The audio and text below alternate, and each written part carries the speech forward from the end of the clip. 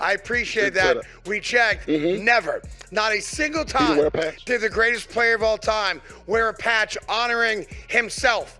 Wilt never did it. Russell never did it. Bird never did it. Magic never did it. Charles never did it. MJ never did it. But your guy, the most narcissistic, self-important human being on the planet, has now done it twice, and he's got more patches coming. But when the king narcissist breaks a record, even though he's a stat compiler and is only breaking records because of his longevity in the league, he wants to make sure everybody knows about it. So he picks the patch. The NBA says, yes, sir, you can wear the patch. We work for you, LeBron. And he embarrasses himself. So he's got one patch for turnovers, because he's got more turnovers than anybody in the NBA. And he's got another patch coming for most field goals missed. What an absolute clown. The moment Craig Carton opened his mouth on this topic, you could already tell this wasn't going to be one of those safe, polite NBA discussions. This felt personal. This felt like someone finally saying what a lot of people have been thinking, but were too scared to say out loud. And the second he brought up LeBron James and that jersey patch controversy, everything just escalated. Because now we're not just talking basketball anymore. We're talking power, influence, and favoritism at the highest level of the league. And tell them now that he has, I think, made the most field goals in the history of the NBA, which is clearly a compiling stat, that he wants a new patch. So here's what happened. The whole situation started gaining traction when fans noticed something weird about LeBron's jersey patch situation. On the surface, it might look like a small branding or sponsorship thing, but once you dig deeper, it starts raising serious questions. Why does it feel like certain rules don't apply to certain players? Why does it always circle back to LeBron whenever there's something controversial, but somehow nothing sticks? And that's exactly where Carton came in and basically said, enough is enough. Here's the part nobody is talking about. The NBA has always marketed stars, but with LeBron, it feels different. It's not just marketing anymore, it's protection. Carton pointed out how the league bends over backwards to keep LeBron's image clean. Whether it's officiating, media narratives, or even situations like this jersey patch issue, it always somehow ends in LeBron's favor. And when you stack that over a 20-plus year career, it stops looking like coincidence and starts looking like a pattern. The NBA apparently works for him that they've approved this, because they do have to approve it after all, that it's time for him to wear a new patch on his jersey. Now, let's break this down properly. The jersey patch controversy itself might sound minor, but it represents something bigger. These patches are tied to money, branding, and league-wide deals. They're supposed to be standardized, but when fans started noticing inconsistencies involving LeBron, questions started popping up. Are certain players getting special treatment behind the scenes? Are sponsors being prioritized differently depending on who's wearing the jersey? And Carton didn't hold back. He basically said what others avoid saying. The NBA has a favoritism problem, not just with LeBron, but he's the biggest example of it. He brought up how other players have been fined, criticized, or even sidelined for much smaller things, yet LeBron somehow navigates controversy like it doesn't even touch him. And that's where fans start getting frustrated. You might remember when John Stockton became the all-time assist leader in NBA history.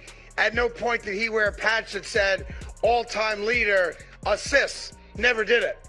This is where it gets dangerous, because once fans lose trust and fairness, the whole league starts to feel scripted. And you can already see that sentiment growing online. People are questioning officiating in big games, questioning MVP races, questioning media coverage. And when LeBron is constantly at the center of these conversations, it adds fuel to the fire, whether it's fair or not. Let's talk numbers and context for a second.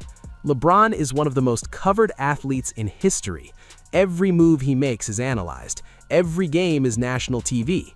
That level of exposure naturally brings influence, but influence becomes a problem when it starts affecting outcomes. Carton hinted at this by comparing LeBron's situation to other superstars who don't seem to get the same level of protection.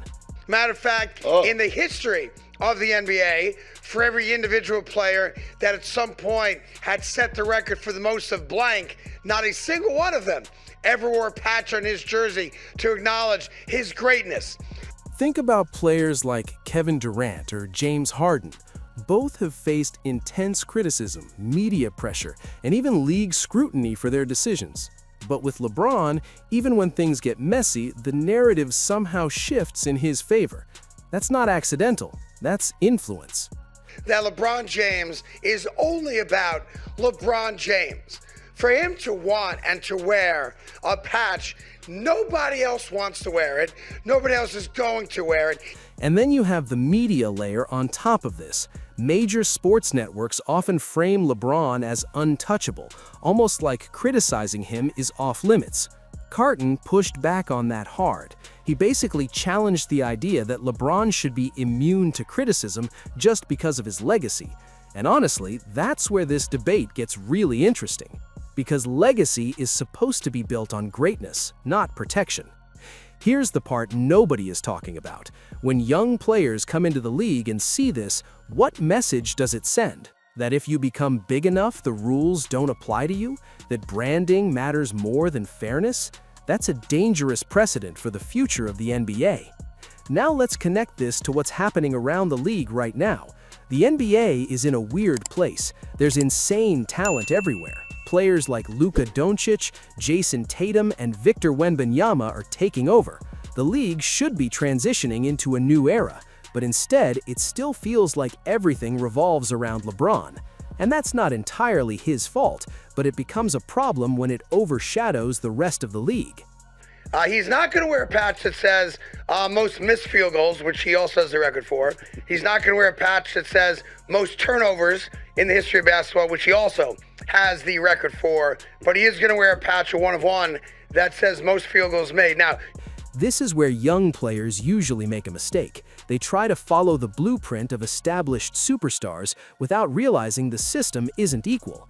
What worked for LeBron won't necessarily work for them because they don't have the same level of influence or protection, and that creates frustration both inside and outside the league. Carton also touched on something that people don't like to admit. The NBA is a business first. If LeBron drives ratings, sells jerseys, and keeps the spotlight on the league, there's an incentive to keep him happy. But at what cost? Because when business decisions start affecting competitive integrity, fans start noticing. And you can already see that shift. Social media is filled with debates about favoritism. Fans are more vocal than ever. They're breaking down plays, analyzing calls, and questioning narratives. And every time something controversial happens involving LeBron, it reinforces that belief.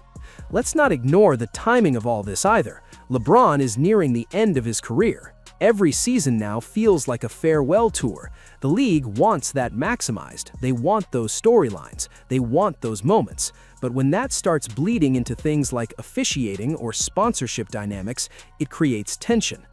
This is where it gets dangerous, because the NBA's credibility is on the line. If fans start believing outcomes are influenced by star power rather than performance, it changes how they watch the game. It stops being about competition and starts feeling like entertainment in the worst way. And Carton, love him or hate him, forced that conversation into the spotlight. Now let's zoom out and look at the bigger picture. LeBron's legacy is already secure. Championships, records, longevity, he's done it all. But controversies like this don't erase his greatness. They complicate it. They add layers to how people will remember him. Was he dominant? Absolutely. Was he influential? Without a doubt. But was the system always fair around him? That's the question people are starting to ask. Here's the part nobody is talking about. Legacy isn't just about what you achieve, it's about how you achieve it. And when there's even a perception of favoritism, it changes how people interpret everything else. And that's why this debate isn't going away anytime soon. Because now it's bigger than just a jersey patch. It's bigger than just one player. It's about the integrity of the league, the fairness of the system, and the future of how the NBA operates. So let me ask you this. If the NBA really is favoring certain players, is that just smart business or is it damaging the sport? And if LeBron is at the center of it, does that hurt his legacy or does it prove just how powerful he really is? Because either way, one thing is clear. This conversation isn't ending quietly.